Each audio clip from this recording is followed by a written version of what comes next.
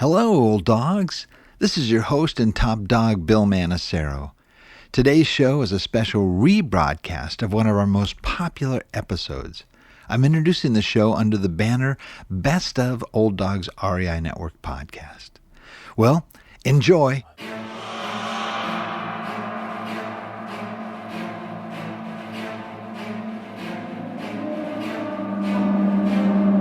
In a world where jobs are how most people make money, one man, one desire, one challenge dares to break the mold.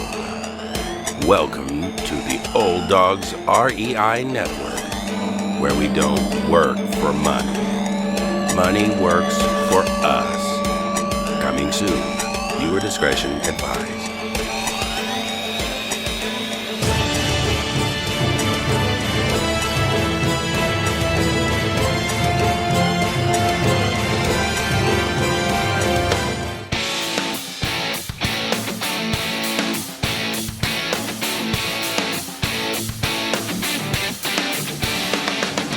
Welcome to the Old Dogs REI Network, where cash flow is king.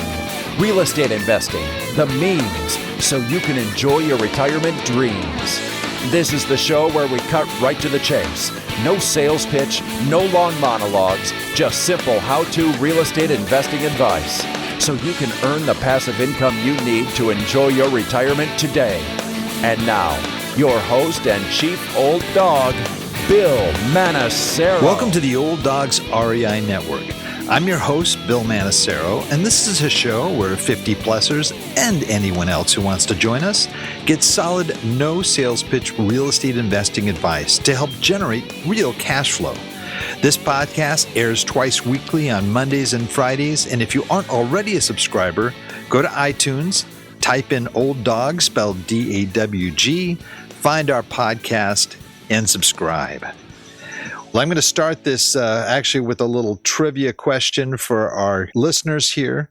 And as you know, on this show, we've interviewed some of the top real estate investors in the country. And if I were to ask you, because I always ask my guests, what are their favorite books, what books influence them, and so forth. If I were to ask what single book has had the biggest influence on those individuals, what book would you say they would say? Okay, if you guys answered Rich Dad, Poor Dad, you're right, because overwhelmingly that's the book that has influenced more of our guests than any other book that has been mentioned. Well, today we have the author of that book, which was a book written over 20 years ago, but is still just as powerful and influential as it is today. Best known as the author of Rich Dad, Poor Dad, the number one personal finance book of all time, Robert Kiyosaki has challenged and changed the way tens of millions of people around the world think about money. He's an entrepreneur, educator, and investor who believes that everyone has the power to make changes in their lives if they're willing to invest in themselves and their education.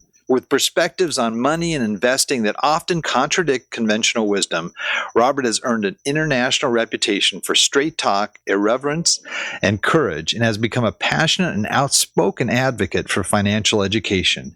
He is the author of more than 20 books, the most recent of which is Why the Rich Are Getting Richer. Well, Robert, we are really thrilled to have you here. Welcome to the Old Dogs REI Network.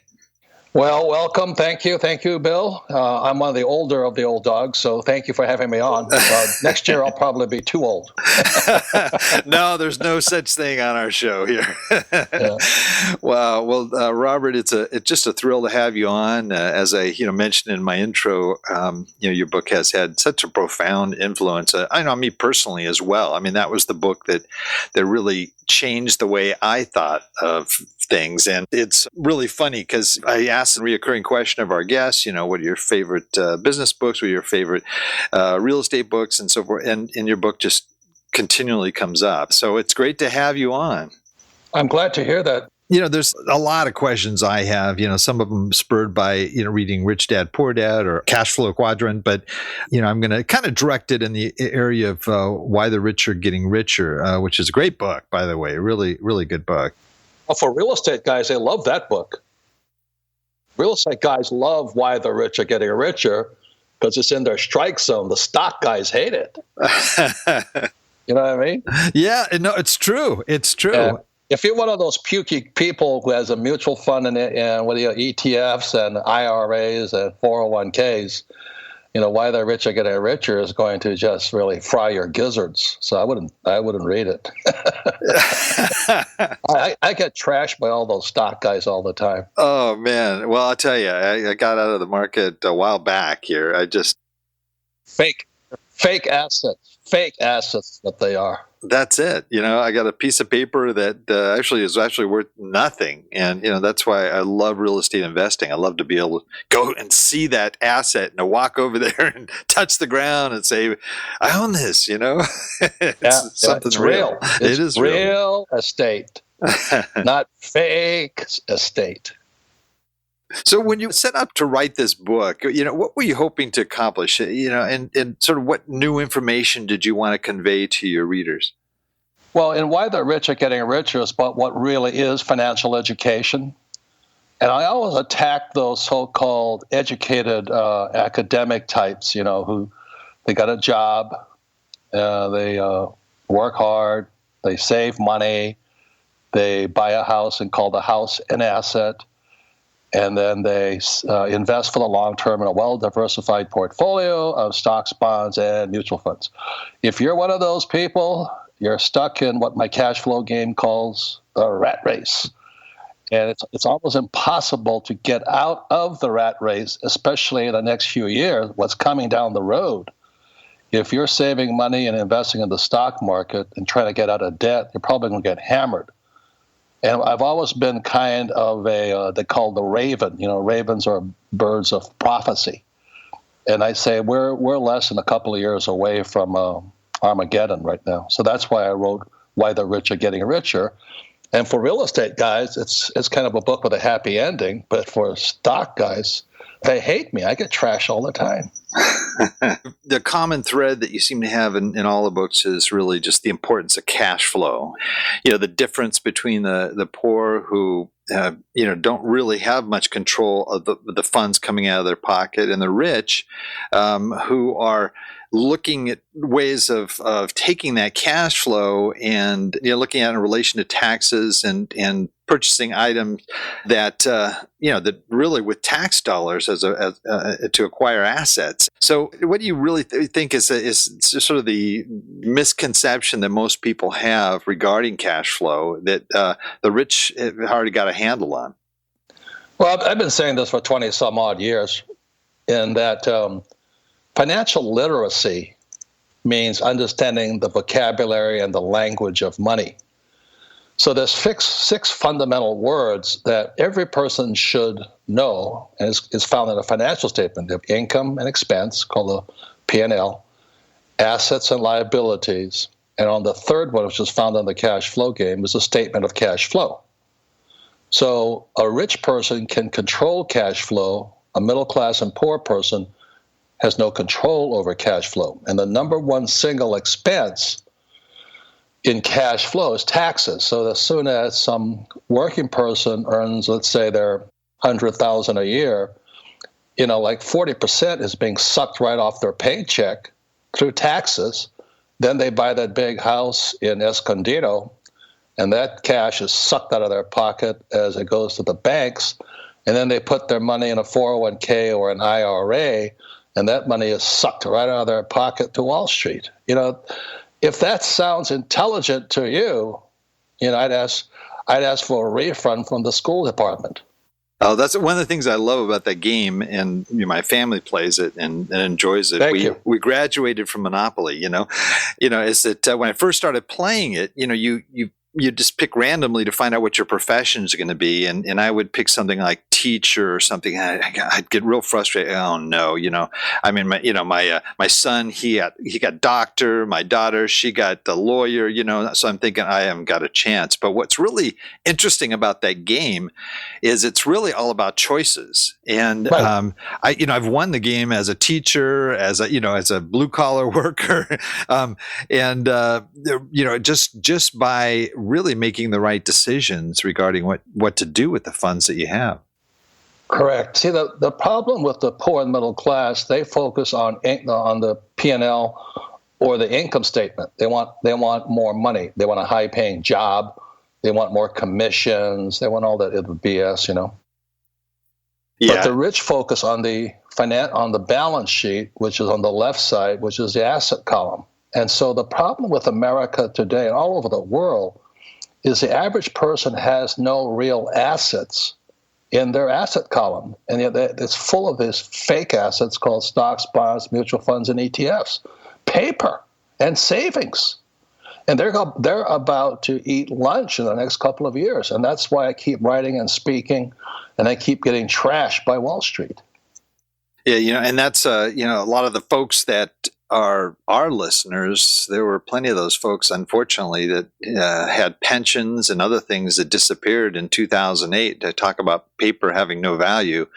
And, looking at real estate there is something that is tangible to them, that they really can hold on to. It's always going to have value. It's always going to have value. Well, if I could say something, real estate can be an asset or a liability, as you know. Yes. And that's why you have to be a real estate professional. For example, I was just in Argentina, and this woman, Spanish woman, very attractive, comes up to me. She says, I have a lot of real estate, but I'm losing money. And I said, well, why don't you sell it? She says, the price is so low now. And I said, so you expected the price to go up? She goes, yeah. And I said, she did one of those flip your house type deals. Oh, yeah, right. And I'm going, well, lady, you got to watch out. There's fake money today, which is the US dollar, the yen, and the euro. But there's also fake teachers. And that person who told you to flip a house is only doing it for the commission he gets from the flip. He's going to get, he's no different than a stock trader or an ETF guy. He's going to get on the ins and the outs. And so I said, and then on top of it, Bill, not only is she underwater financially because she's hemorrhaging cash, she hasn't paid taxes on it. So now she has a tax problem. Yes. And she doesn't have income. So she went into the world of real estate as a complete sucker novice. She went to this real estate course on how to flip property, and she said, but I'm too lazy. I don't want to go look for property. And the guy, like an old person who rolls up his sleeves, opens his coat and says, I just happen to have some properties here. And she bought a couple of them, Mm-hmm. She got so set up, and that's why I say to people, take a real estate investment course, but don't buy the investments they're trying to sell you. Good advice. Yeah, I live in Southern California, as you know, and I'll pray for you. My poor dad was Stanford, University of Chicago, and Northwestern. But as you know, most academics are poor, so they have to steal. That's the tragedy of our education system. Wow. Yeah, and a question about that too, because it's one of those areas that is sensitive to a lot of folks, but really just looking at the educational system that we have right now, and in the past, there's just that mantra, you go to school, you get an education, you get a job, you save your money, it's just the rote thing that we've all grew up with. But, there's a lot of younger people now that are looking at education differently. And they're saying, unless I'm going to be a professional, like an attorney or a CPA or someone that needs some special training, I don't really know whether it's even necessary to go to college or at least, maybe go to get to some basic education in the areas that I might need, especially if somebody's looking at going into business. How necessary is it to get that MBA? How necessary is it to get a full business degree? So let me say this, Bill. Education is more important than ever before. Unfortunately, the whole entire U.S. and much of the world education system is tied up by teachers' unions. And the reason I know that is I grew up in a teachers' union. My father, poor dad, was head of the teachers' union. Those guys are communists. They don't know it. They're good people. But they don't know, they've never studied the difference between Marx and Adam Smith. They don't know the difference. They really don't. They're good people. And what makes them evil is they think they're doing good. It's delusionary. So when I asked teachers, I said, "Do you ever teach kids about the history of money?" They go, "No, money is evil."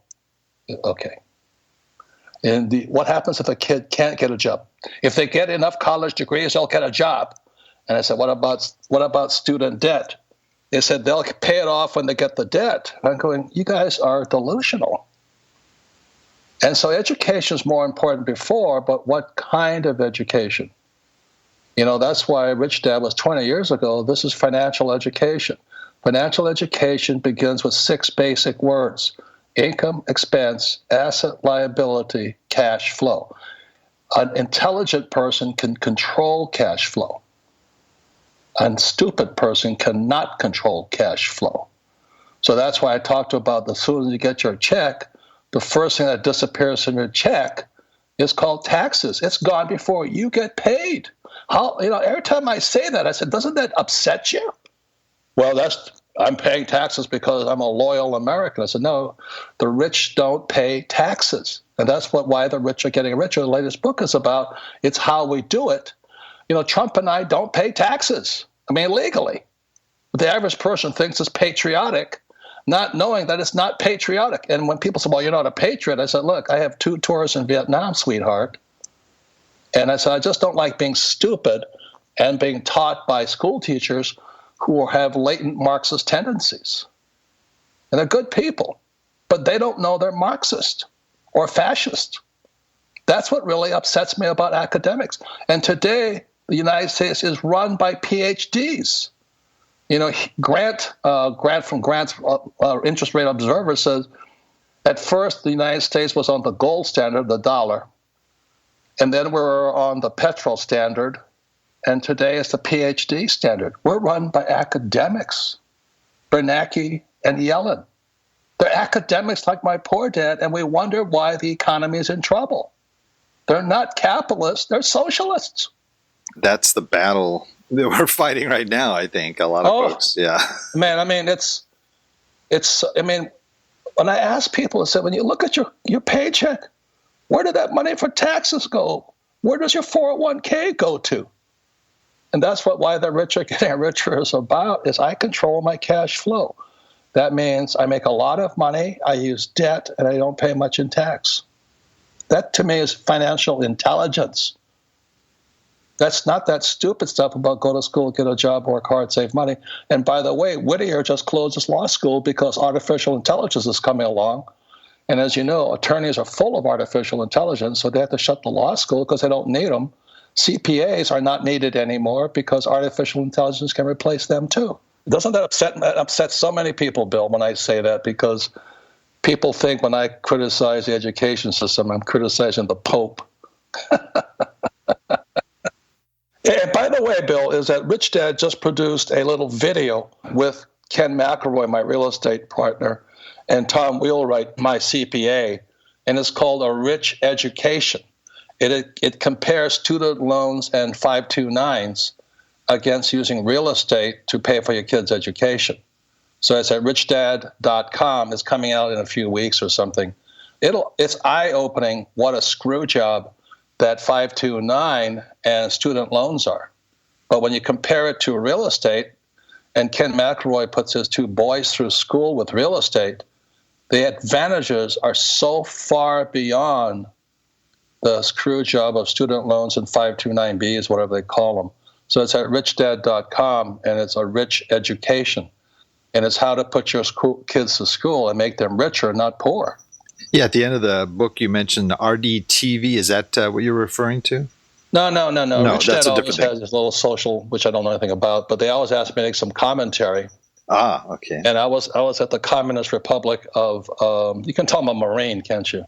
But I was at the New York Times, and I get into huge fights with the so-called financial editors. So I'm sitting with this financial editor who went to Yale, and I told him how you can use real estate rather than student loan debt to pay for a 529 401k IRA, whatever it is, to pay for your kids' college education. And this guy told me I was full of it. So I said, okay. So that was a few months ago, and I came back home and I published, I just put on the website, A Rich Education.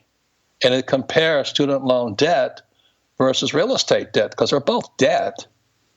But why real estate debt will make you richer, whereas student loan debt makes you poorer and more stupid. So it's a pretty interesting article, especially for people with college-age kids, and it should start early, like anything else. If your child is like a grandkid is 10 years old, I would watch that video at richdad.com. It's called A Rich Education. It'll be out in a couple of weeks. I don't recommend too much. I just say education is more important than ever before. So if I want to be a medical doctor, as you say, I should go to med school. And the reason I was at Camp Pendleton, California, is because I wanted to be a pilot. The difference is what I learned immediately being a Marine pilot was there were real teachers and fake teachers. And when I was going through flight school at Pensacola, Florida, Camp Pendleton, and then in Vietnam, I realized I would say 80% of all teachers in academia are fake teachers. And what I mean by that is they don't practice what they teach.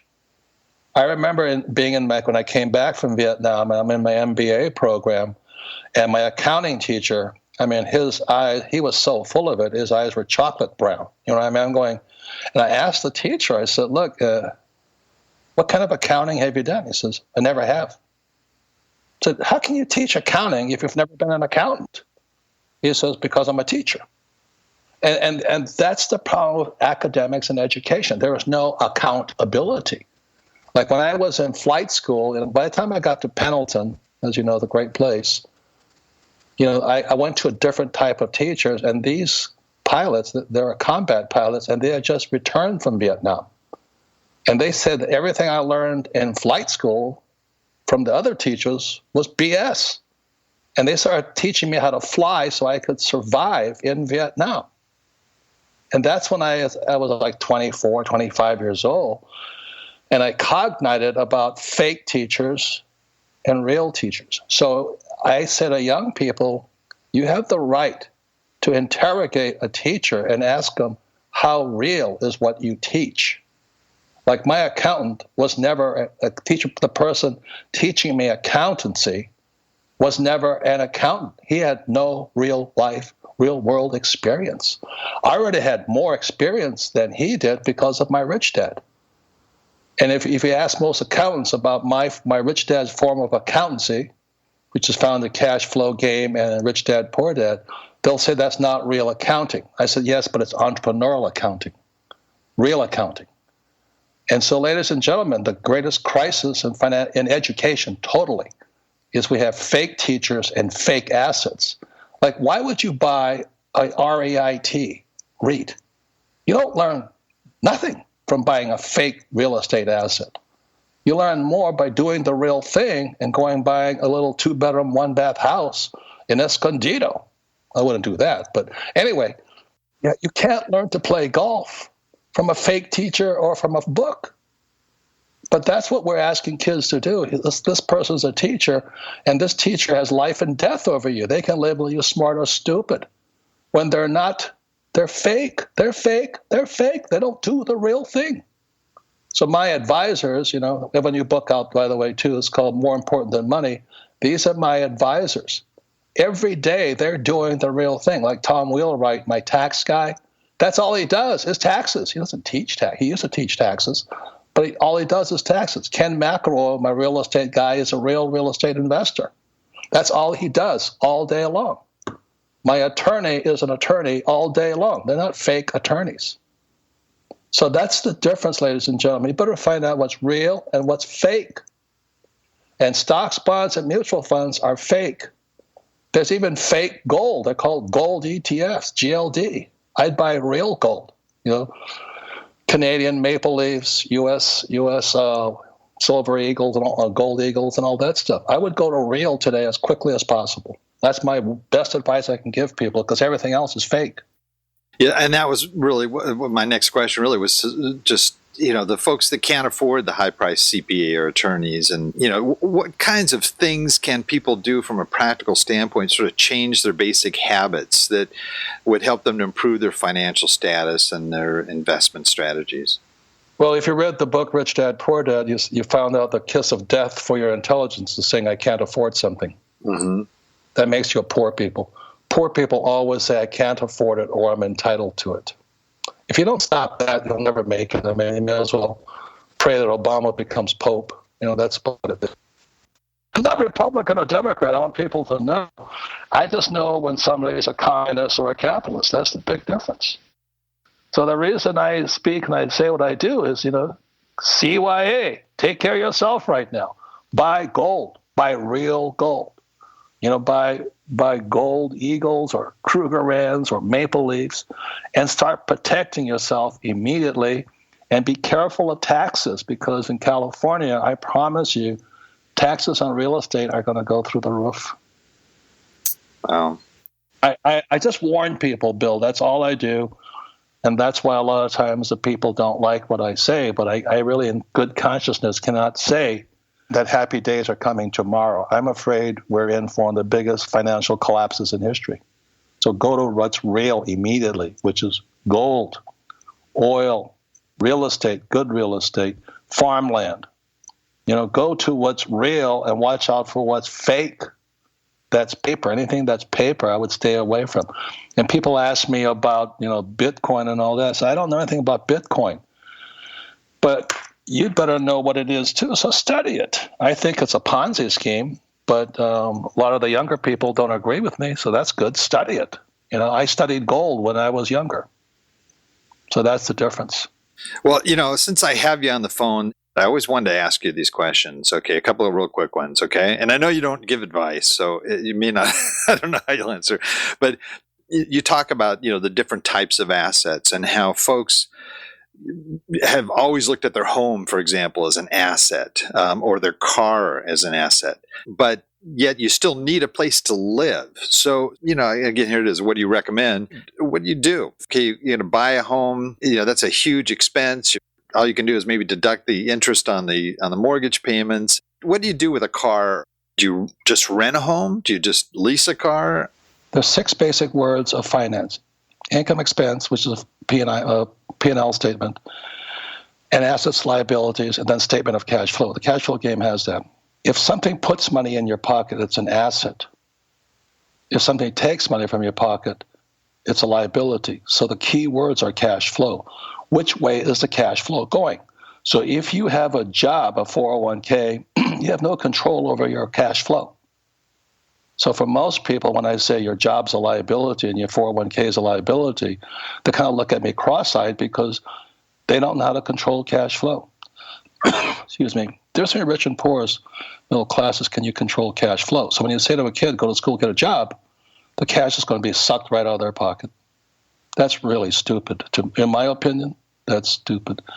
So the reason I like real estate is I have 6,500 units, none in California or Hawaii or New York. Mm-hmm. And every month, each one of them is putting like $200 or $300 a month in my pocket. Those are assets. I have 4 houses. They're liabilities because they suck money out of my pocket. I have a Rolls Royce and a Ferrari. Those are liabilities because every month they suck money out of my pocket. That's really simply it. Which way is the cash flowing? Which way is the cash flowing? In or out of your pocket? If it's flowing out, it's a liability. So, you have a child, are they an asset or liability? And I tell you, the religious people just go nuts and say, I can't call my kid a liability. I said, well, just look at the cash flow. Hey, and it doesn't stop after they're 18 either. Not that hard. It's not that hard. So like, for example, you said you own some houses, so you just accept the fact they're liabilities. Some people would rent, but to me, if I had a choice between renting and buying, I'd still probably buy because at least I'm going to have some equity there, hopefully, if I don't buy in California. But I can understand the Federal Reserve, okay? That's. Let me just be blunt with you right now. Mm-hmm. Sure. Be really blunt. The purpose of the Federal Reserve is to incentivize you to borrow and to spend. That's its only purpose. So the reason interest rates are so low is so that you'll borrow something under the delusion that, then I can buy a house because the price of the house will go up or the car will go up or whatever go up. So the only purpose of the Fed in simple terms, again, I'll say it, is to incentivize you to borrow and then to spend. But the trouble is if without inflation, people will not spend. You see, the price of housing is coming down. So today, 2000, what year are we in? 17. The Fed and the elites who run the system, like Yellen and Bernanke and Soros and those guys, are terrified because asset prices, or what they call assets, are not going up. If deflation continues on, the Fed goes bust. So you're hearing it from me. I'm just warning people right now. The biggest problem with academics is they don't understand the monetary and fiscal system of the United States or the world. So again, I'll say it again. The purpose of the Fed was to incentivize you to borrow and then to spend. But people spend when they think prices are going up. So prior to 2000, everybody in California was a real estate genius. They thought they were Donald Trump because prices in California kept going up. So they'd borrow and spend. Got it? Yep. But what happens if the price doesn't? What happens if the price of real estate collapses?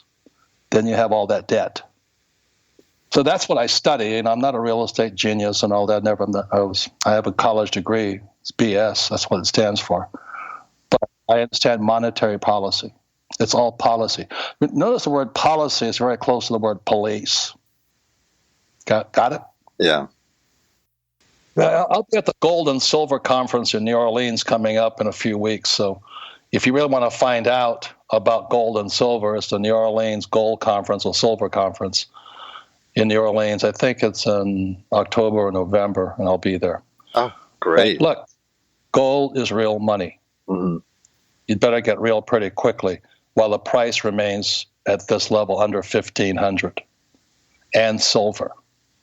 You better get real pretty quickly. Real estate is real as long as you have a tenant in it. My dad was born in Sutter Creek, California, and he passed on all these $20 gold pieces to me, and I'll tell you, I'm holding on to it. I'm not doing anything with that.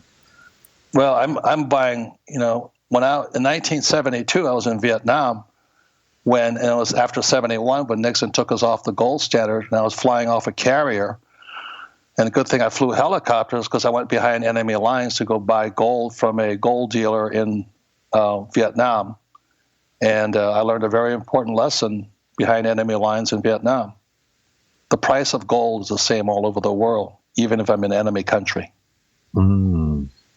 It doesn't make a difference about Sutter Creek. It's gold. Gold is real. And it's going to get more real in the next few years. Mm. And it's the same as real estate because real estate is purchased with debt. Debt is real. The U.S. dollar is debt.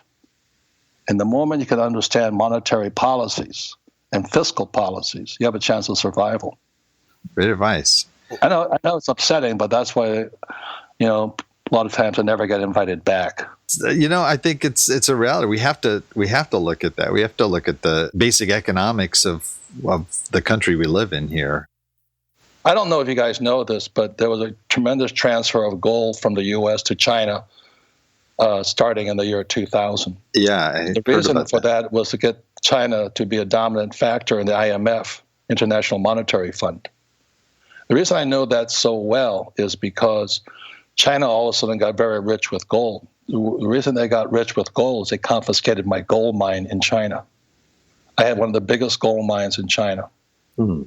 And the Chinese government took it. So I'm not just blowing in the wind like Peter, Paul, and Mary, I'm telling you something. Gold is money, real money. The U.S. dollar is fake money.